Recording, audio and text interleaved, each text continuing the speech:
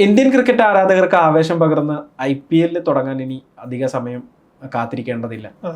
മണിക്കൂറുകൾക്കുള്ളിൽ മത്സരം ആരംഭിക്കുകയാണ്. ആദ്യ മത്സരത്തിൽ RCB കൊൽക്കത്തയാണ് നേരിടുന്നത്. ഒരുപാട് ടീമുകളെ കുറിച്ചുള്ള അനാലിസിസും സ്പെക്കുലേഷനും ഊഹങ്ങളും അതുപോലെ തന്നെ പ്രവചനങ്ങളും ഒക്കെ വന്നുകൊണ്ടിരിക്കുന്നുണ്ട്. അതിൽ ഓരോ ടീമിനും ഒരു 10 മാർക്ക് ഇട്ടുകൊണ്ട് ആരൊക്കെ പ്ലേ ഓഫിൽ എത്താൻ സാധ്യതയുണ്ട്, ആരൊക്കെ എത്താൻ സാധ്യതയില്ല എന്ന തരത്തിലൊരു പ്രവചനം മൈക്കൽ വോൺ നടത്തിയിരിക്കുകയാണ്. ക്രിക്ബസിന് വേണ്ടിയിട്ട് അദ്ദേഹം നടത്തിയിട്ടുള്ളൊരു വീഡിയോ ഇപ്പോൾ പുറത്തു വന്നിട്ടുണ്ട്. അപ്പൊ അതിൽ അദ്ദേഹം പറയുന്ന ഒരുപാട് റാങ്കിങ്ങുകൾ ഉണ്ട്. അതിൽ ചിലതൊക്കെ നമുക്ക് നല്ല കറക്റ്റ് ആണെന്ന് തോന്നുകയും എന്നാൽ ചിലതൊന്നും അത് ശരിയാണോ എന്ന് തോന്നുന്ന തരത്തിലൊക്കെ ഉള്ള ഒരു ഇതുണ്ട്. നമുക്ക് ചുരുക്കത്തിൽ പറയാം എങ്ങനെയാണ് അദ്ദേഹം കൊടുക്കുന്നതെന്ന്. അദ്ദേഹം ഏറ്റവും കുറച്ച് കൊടുത്ത സ്കോർ എന്ന് പറയുന്നത് ഡൽഹിക്കാണ്. 10 മാർക്കാണ് അദ്ദേഹം കൊടുക്കുന്നത്. ഡൽഹി പ്ലേ ഓഫിന് എത്താൻ സാധ്യതയില്ല എന്നാണ് അദ്ദേഹം പറയുന്നത്.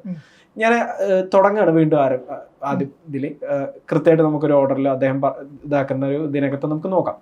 ഓക്കെ, അദ്ദേഹം ചെന്നൈക്ക് കൊടുത്തിട്ടുള്ളത് നമുക്കറിയാം. ചെന്നൈ എന്ന് പറയുമ്പോൾ 5 സീസണിൽ കപ്പടിച്ച് ഒരു കൺസിസ്റ്റൻസി എന്ന് പറയുന്ന ഒരു ഇതുള്ള ഒരു ടീമാണ്. കാരണം 10 തവണ ഫൈനലില് ആകെ കളിച്ച 15 സീസണാണ് കളിച്ചിട്ടുള്ളത്. 2 സീസൺ കളിച്ചിട്ടില്ല. അതിൽ 10 തവണയും ഫൈനലിലെത്തി.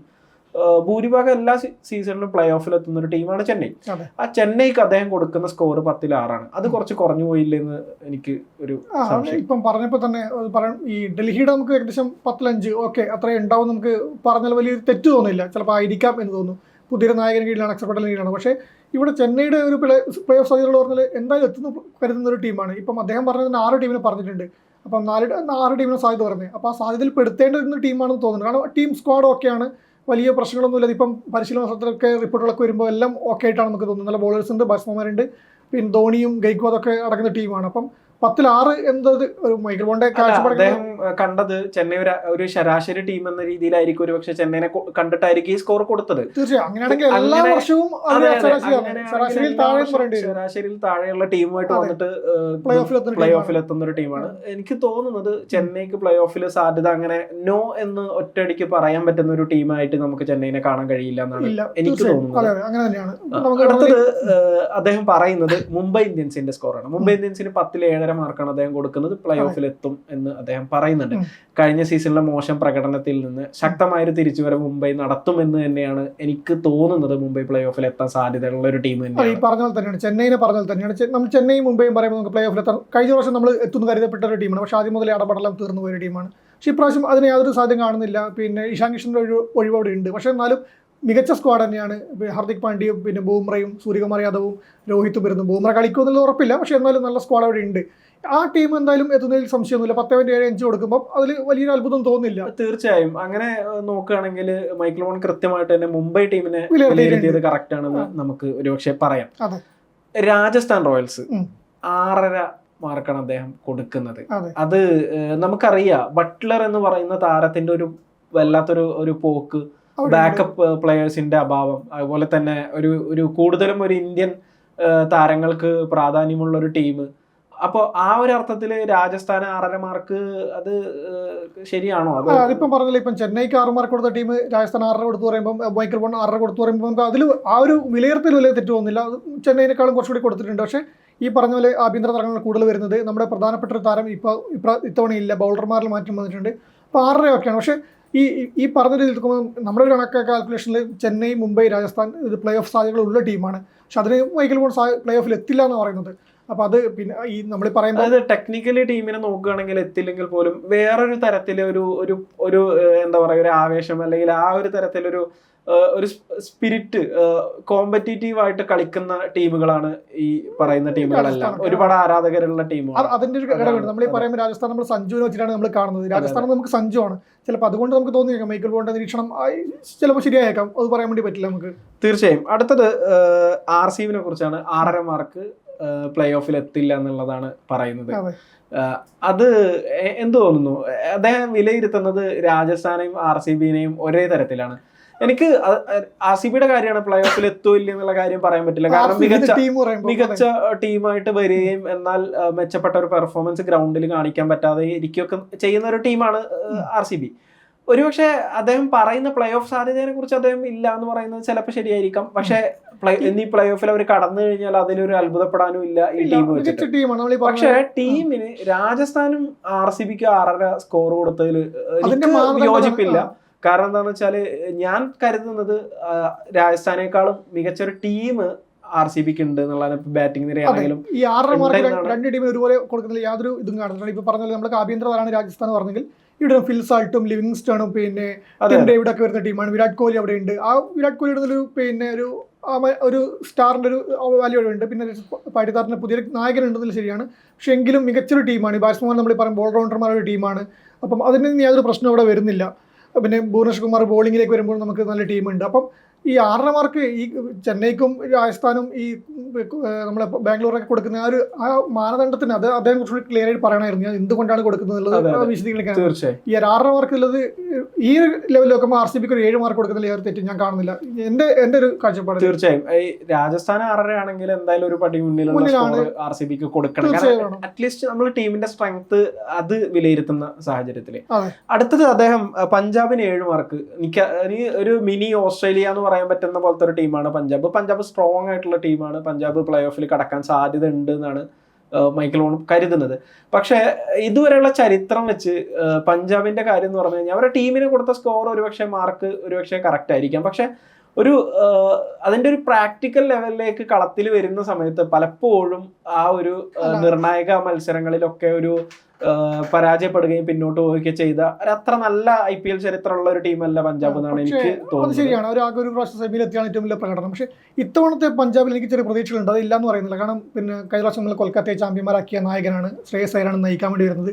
ഗ്ലെൻ മാക്സ്വെൽ ഉണ്ട്, പോണ്ടിങ് ആണ് കോച്ചായിട്ടുള്ളത്. പിന്നെ ചാഹൽ ഉണ്ട്, നല്ല ബോളേഴ്സിന്റെ നിരയുണ്ട്. ഓസ്ട്രേലിയയുടെ നിരവധി താരങ്ങളുണ്ട്. അതെ, പിന്നെ നമ്മുടെ T20 നമ്മുടെ ഇന്ത്യയുടെ മികച്ച ബോളർ അർഷ്ദീപ് സിംഗ് കളിക്കുന്നുണ്ട്. ഈ താരങ്ങളൊക്കെ ഉണ്ടാകുമ്പോൾ പിന്നെ 10-ൽ 7 മാർക്ക് എത്രത്തോളം ശരിയാണെന്ന് പറയാൻ വേണ്ടി പറ്റില്ല. പക്ഷെ ടീം പ്ലേ ഓഫിലേക്ക് എത്താൻ സാധ്യതകൾ കൽപ്പിക്കപ്പെട്ടാൽ അതിൽ തെറ്റൊന്നും പറയാൻ പറ്റില്ല. എത്തിയേക്കാൻ ചാൻസ് ഉണ്ട് ഇത്തവണത്തെ പഞ്ചാബ്. തീർച്ചയായും. ഇനി അദ്ദേഹം പറയുന്നത് ഡൽഹിയെ കുറിച്ചാണ്. ഡൽഹിയിൽ 5 മാർക്ക് നമ്മൾ നേരത്തെ സംസാരിച്ചതാണ്. ഡൽഹിയിൽ 5 മാർക്ക് 10-ൽ 5 മാർക്കാണ് ഡൽഹി കൊടുക്കുന്നത്. ഒരുപക്ഷെ അധികം അതിനെതിരെയുള്ള ഒരു വിലയിരുത്തലുകളൊന്നും ഉണ്ടാവാൻ സാധ്യത ഇല്ല. തീർച്ചയായും പലരും അത്ര സാധ്യത കൽപ്പിക്കാത്ത ഒരു ടീമാണ് തന്നെയാണ് ഡൽഹി എന്ന കാര്യത്തിൽ സംശയമൊന്നുമില്ല. അടുത്തത് എനിക്ക് അത്ഭുതം തോന്നിയത് ഗുജറാത്ത് ടൈറ്റൻസിന് അദ്ദേഹം കൊടുത്ത സ്കോറാണ്. 10-ൽ 9 മാർക്ക് പ്ലേ ഓഫിൽ എത്തും എന്ന് അദ്ദേഹം പറയുന്നു. അത് 10-ൽ ഈ പറഞ്ഞ പോലെ 10-ൽ 9 മാർക്ക് കൊടുക്കാനില്ല. അത് അദ്ദേഹം നമ്മൾ ഈ പറഞ്ഞ പോലെ ഇത് ഏത് മാനദണ്ഡമാണെന്ന് അദ്ദേഹം വിശദീകരിച്ചാൽ മാത്രമേ നമുക്കത് വിലയിരുത്താൻ വേണ്ടി പറ്റൂ. 10-ൽ 9 ഈ ഒരു നമ്മൾ ഈ പറഞ്ഞു വന്ന 10-9 കിട്ടാനില്ല. 10-ൽ 7 കൊടുക്കാൻ തന്നെ അത്ഭുതം. ഈ പറഞ്ഞ 10-ൽ 6.5 രാജസ്ഥാനും ബാംഗ്ലൂരിനും കൊടുത്തത്. അല്ല, രാജസ്ഥാനും ബാംഗ്ലൂരിനും കൊടുത്തത്. ചെന്നൈക്ക് 6 കൊടുത്തത്. ആ ഒരു ലെവലിൽ വെച്ചോക്കുമ്പോൾ ഒരു 6.5. ഈ ഒരു മാനദണ്ഡം വെച്ചോക്കുമ്പോൾ 6 മാത്രമേ ഗുജറാത്ത് ടൈറ്റൻസ് കൊടുക്കാൻ വേണ്ടി കാണുന്നുള്ളൂ. കാരണം അതിൽ ഈ പറഞ്ഞ പോലെ ഓപ്പണർമാരായിട്ട് പിന്നെ നമ്മുടെ ഗില്ലും ബട്ട്ലറും ഇറങ്ങിക്കഴിഞ്ഞാൽ പിന്നെ വരുന്ന മറ്റേ ബാറ്റ്സ്മാർ ആഭ്യന്തര ബാറ്റ്സ്മാരാണ്. അത്ര പരിചയ സമ്പത്തില്ലാത്തവരാണ്. ഈ പറഞ്ഞ പോലെ ഒരു 10-ൽ 9 മാർക്കിന്റെ പെർഫോമൻസിന് അവർ ഏത് ഘടകമാണ് അവരുടെ മുന്നിട്ട് നിൽക്കുന്നതെന്ന് മനസ്സിലാവുന്നില്ല. അത്രയും പ്രതീക്ഷിക്കുന്നില്ല. പക്ഷേ പ്ലേ ഓഫിൽ എത്തുവച്ചാലും അതും എൻ്റെ ഒരു കാഴ്ചപ്പാടിൽ അത് ഇത്ര സംശയമാണെന്ന് തന്നെ പറയേണ്ടി വരും ഗുജറാത്ത് എത്തുമോ എന്നുള്ളത്. അപ്പം ആ ഒരു ടീം ഇത്രയും വലിയൊരു പോയിന്റ് ഗില്ലിന്റെ ക്യാപ്റ്റൻസിയിൽ അത്ര ഒരു മികച്ച പെർഫോമൻസ് ടീമിന് നടത്താൻ കഴിയുന്നില്ല എന്നുള്ളതൊരു യാഥാർത്ഥ്യം തന്നെ. ഈ പറഞ്ഞ റുദർഫോർഡും പിന്നെ നമ്മുടെ ഫിലിപ്സ് ഒക്കെ ഉണ്ട്, ഗ്ലെൻ ഫിലിപ്സ് ഒക്കെ ഉണ്ട്. പക്ഷെ അതൊക്കെ വെച്ചിട്ട് ഈ കഴിഞ്ഞ വർഷം ആദ്യത്തെ 4ാമത്തെ സീസണാണ് ഗുജറാത്ത് കളിക്കുന്നത്. ആദ്യത്തെ 2 സീസണിൽ പിന്നെ ഫൈനൽ എത്തിയിട്ടുണ്ടായിരുന്നു. ഒരു സീസണിൽ ചാമ്പ്യന്മാരുമായിട്ടുണ്ടായിരുന്നു ഹാർദിക് പാണ്ഡ്യയുടെ. പിന്നെ ഈ ഹാർദിക് പോയതിനു ശേഷം ഗില്ലിന് അത്ര ഒരു മികച്ച പ്രകടനം എടുക്കാൻ വേണ്ടി പറ്റിയില്ല. കഴിഞ്ഞ തവണത്തെ പ്രകടനം നമുക്കറിയാം. അപ്പോൾ ആ ഗില്ലിന്റെ കീഴിൽ 10-ൽ 9 മാർക്ക് കൊടുത്തത് അത് നമുക്ക് കണ്ടറിയേണ്ടതുണ്ട്. അത് ആ പ്രകടനം അത് നീതീകരിക്കുന്നതാണോ എന്നുള്ളത്. തീർച്ചയായും. അടുത്തത് കൊൽക്കത്തയെ കുറിച്ചിട്ടാണ്. കൊൽക്കത്ത നമുക്കറിയാം ആദ്യ മത്സരത്തിൽ RCBയെ നേരിടുന്ന ടീമാണ്. കൊൽക്കത്ത എല്ലാ കാലത്തും ഒരു അവരുടെ കയ്യിലുള്ള സ്ക്വാഡിന് ചിലപ്പോൾ ഒരുപക്ഷെ എല്ലാ ടീമുകളിലുള്ള പോലെ ഇത്രയും താരങ്ങളുടെ എണ്ണമൊന്നും ഉണ്ടാവില്ല. അവരുടെ താരങ്ങൾ പലപ്പോഴും എണ്ണം കുറവൊക്കെ ആയിരിക്കും. പക്ഷെ ഉള്ള ഒരു സ്ക്വാഡിനെ മാക്സിമം യൂട്ടിലൈസ് ചെയ്തിട്ട് കളിക്കുന്ന ഒരു ടീമാണ്. 10-ൽ 8 മാർക്കാണ് അദ്ദേഹം കൊൽക്കത്തക്ക് കൊടുക്കുന്നത്. അത് ഒരുപക്ഷെ നീതിയുക്തമായ ഒരു സ്കോർ ആണെന്ന് നമുക്ക് വേണമെങ്കിൽ പറയാം. അത് ഇനിയിപ്പോ 7:30-7 ആണെങ്കിൽ പോലും ഓക്കെ എന്ന രീതിയിൽ നമുക്ക് 7-8 കൊടുക്കുന്ന ടീം തന്നെയാണ് ഈ പറഞ്ഞ പോലെ തന്നെ. രഹാൻ ഒരു ശ്രേയസ് അയ്യർ എന്ന് പറഞ്ഞ രഹാൻ ഒന്നുമല്ലാതെ റസൽ ഉണ്ട് അവിടെ, അവിടുത്തെ റിങ്കു സിംഗ് ഉണ്ട്, വെങ്കടേഷ് അയ്യർ ഉണ്ട്, ബാറ്റിങ്ങിലും നരയനുണ്ട്, വരുൺ ചക്രവർത്തി ഉണ്ട്. ആ ബാറ്റിങ്ങിലും ബോളിങ്ങിലും സ്ട്രെങ്ത് ആയിരിക്കുന്ന ഒരു ടീം സ്ക്വാഡായിട്ടാണ് ഞാൻ കാണുന്നത്. ഒരു നായകൻ മാറിയിട്ടുണ്ട്, നിലവിലെ ചാമ്പ്യന്മാരുടെ നായകൻ മാറിയ ചാമ്പ്യൻ ടീം കൊൽക്കത്ത തന്നെയാണ്. 10-8 കൊടുത്തതിൽ വലിയ തെറ്റൊന്നും തോന്നുന്നില്ല, കാരണം അത് ഏകദേശം റേഞ്ച് തന്നെയാണ് പോകുന്നത്. തീർച്ചയായും ഇനി അടുത്ത 2 ടീമുകൾ ഉള്ളത് LSGയും അതുപോലെ തന്നെ സൺറൈസേഴ്സും ആണ്. ഇതിൽ LSGക്ക് അദ്ദേഹം 10-7 മാർക്ക് കൊടുക്കുന്നുണ്ട്. നമ്മൾ നേരത്തെ പറഞ്ഞ പോലെ രാജസ്ഥാൻ, RCB പോലുള്ള ടീമുകൾക്ക് 6.5 ഒക്കെ കിടക്കുന്ന സമയത്ത് LSG 7 മാർക്ക് അദ്ദേഹം കൊടുക്കുന്നത്, അതും ഈ പറയുന്നത് പോലെ ഒരു എന്ത് മാനദണ്ഡത്തിലാണ്. ഇനി അടുത്തതാണ് ഏറ്റവും എനിക്കൊരു തീരെ നമുക്കൊരു അംഗീകരിക്കാൻ പറ്റാത്തൊരു സ്കോറായിട്ട് എനിക്ക് തോന്നിയത്. സൺറൈസേഴ്സിന് അദ്ദേഹം 6.5 മാർക്ക് കൊടുത്തു എന്നുള്ളത്. അത് പറയുന്നതിനിടയിൽ എന്തെങ്കിലും മിസ്റ്റേക്ക് പറ്റിയതാണോ ഇത്തവണ നമുക്ക് കാണുന്നതിൽ ഏറ്റവും പക്ഷെ വേറൊരു ഘടകം ഉണ്ട്. ബാറ്റ്സ്മാൻമാരുടെ കാര്യം നോക്കുകയാണെങ്കിൽ 10-ൽ 10 മാർക്കിന് അർഹരാണ് സൺറൈസേഴ്സ്. പക്ഷേ ടീമിന്റെ ബാലൻസ് ഒക്കെ ആയിരിക്കും പുള്ളി ഇത് ചെയ്തിട്ടുണ്ടാവും. നമ്മൾ നോക്കുമ്പോൾ ഈ പറയുന്നത് ഈ സംശയം അവിടെ ഉണ്ടാവും. പക്ഷേ എന്നാലും ഈ മാർക്ക് പോരാ, ഈ പറഞ്ഞ 10 ഏതെങ്കിലും എന്തായാലും കൊടുക്കേണ്ട ടീമാണ്. പക്ഷേ ഈ പറഞ്ഞ പോലെ വരുമ്പം ഈ ബാറ്റ്സ്മാൻ ഒരാളെങ്കിലും തിളങ്ങിയാൽ തന്നെ ടീം സ്കോർ 250 കിടക്കുന്ന ഒരു ടീമാണ് പിന്നെ ഹൈദരാബാദ്.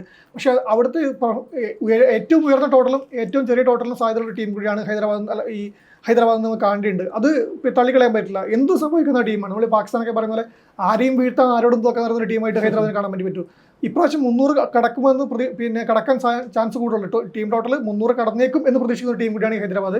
സൈഫ് പറഞ്ഞാൽ ബാറ്റിങ്ങിലാണെങ്കിൽ 10-10 കൊടുക്കാം, പക്ഷേ ഓൾ പെർഫോമൻസ് നോക്കുമ്പോൾ അത് എത്ര വേണ്ടോ എന്നുള്ളത് സംശയം തന്നെ. തീർച്ചയായും. പക്ഷെ എന്നാലും എനിക്ക് തോന്നുന്നത് ആ ഒരു 6.5 എന്ന് പറയുന്നത് ഒരു അതിന് സംശയമൊന്നുമില്ല. ഈ പറഞ്ഞ പോലെ തന്നെ 7-8 റേഞ്ചിൽ നമുക്ക് പഞ്ചാബിനൊക്കെ 7 കൊടുക്കുന്ന ഒരു സാഹചര്യത്തിൽ പഞ്ചാബിന് കൊടുക്കുമ്പോൾ 7 കൊടുക്കാം. അതെ അതെ, ആ ഒരു തരത്തിൽ നോക്കുകയാണെങ്കിൽ ഒരു മികച്ച ടീമിന് എനിക്ക് തോന്നുന്ന ഒരു കിരീട സാധ്യത കൂടി കൽപ്പിക്കപ്പെടേണ്ട ഒരു ടീമാണ് സൺറൈസേഴ്സ്. സൺറൈസേഴ്സ് പ്ലേ ഓഫിലേക്ക് കടക്കാനുള്ള ചാൻസ് ഉണ്ട് എന്ന് തന്നെയാണ് അദ്ദേഹം പറയുന്നത്. പക്ഷെ മാർക്ക് കുറവാണ്. പക്ഷെ എനിക്ക് തോന്നുന്നത് ഇതിനകത്ത് LSG കടക്കാൻ സാധ്യത ഉണ്ടെന്ന് അദ്ദേഹം പറയുന്നു. പക്ഷെ എനിക്ക് LSG കടക്കാൻ സാധ്യത കുറവായിട്ടാണ് എനിക്ക്. അതെ, അത് പ്രതീക്ഷിക്കുന്നില്ല. ഇപ്പം നമ്മൾ പറഞ്ഞ ടീം വിലയിരുത്തുമ്പോഴൊന്നും LSG നമ്മൾ അത്രയും കണ്ടിട്ടില്ല. പക്ഷേ ഈ പറഞ്ഞ പോലെ അദ്ദേഹം കണ്ട കിടക്കം എന്താണെന്ന് ടീം പ്ലേയേഴ്സിന്റെ ആണോ ഓരോ റോളിലേക്ക് ഇറങ്ങുന്നതാണോ എന്ത് വെച്ചിട്ടാണെന്ന് നമുക്കറിയില്ല. പക്ഷെ അത് കാത്തിരുന്ന് കാണേണ്ടതാണ് LSG എത്തുകയില്ല എന്നുള്ളത്. തീർച്ചയായും IPL ആരംഭിക്കാൻ പോവാണ്. ഇനി ഇപ്പോൾ ആദ്യം ഉദ്ഘാടന മത്സരത്തിൽ കൊൽക്കത്ത RCBനെ നേരിടുന്നു. അത് കഴിഞ്ഞിട്ട് പിന്നെ ഞായറാഴ്ച 2 മത്സരങ്ങളുണ്ട്. എന്തായാലും കംപ്ലീറ്റ്ലി ഒരു ക്രിക്കറ്റ് ആവേശത്തിലേക്ക് കടക്കാൻ പോവാണ് ഇന്ത്യൻ ക്രിക്കറ്റ് ആരാധകരെല്ലാം. ഇപ്പോഴത്തെ ഒരു സാഹചര്യത്തിൽ ഇത്തരം വിലയിരുത്തലുകൾക്കൊക്കെ അതൊക്കെ അവസാനിക്കാനുള്ള സമയമായിട്ടുണ്ട്. കാരണം ഇനി റിയൽ പെർഫോമൻസ്, ആ ഒരു ബാറ്റിംഗ് ആണെങ്കിൽ വെടിക്കെട്ട്, ബോളിംഗ് ആണെങ്കിൽ ആ ഒരു മികച്ച ബോളിംഗ്, ആ രീതിയിൽ ഒരു കംപ്ലീറ്റ് പെർഫോമൻസ് തന്നെ അതിനു വേണ്ടിയിട്ടുണ്ട് ആളുകൾ തയ്യാറാവുന്ന. ഇത്തവണ 300 റൺസ് പിറക്കുമെന്ന് പല ആളുകളും വിലയിരുത്തുന്നുണ്ട്. അപ്പൊ ആ ഒരു സാഹചര്യത്തിൽ മികച്ച മത്സരങ്ങൾ ഇത്തവണ IPL നമുക്ക് കാണാൻ കഴിയട്ടെ എന്ന് നമുക്ക് ആഗ്രഹിക്കാം. അങ്ങനെ അതിനുവേണ്ടി കാത്തിരിക്കാം.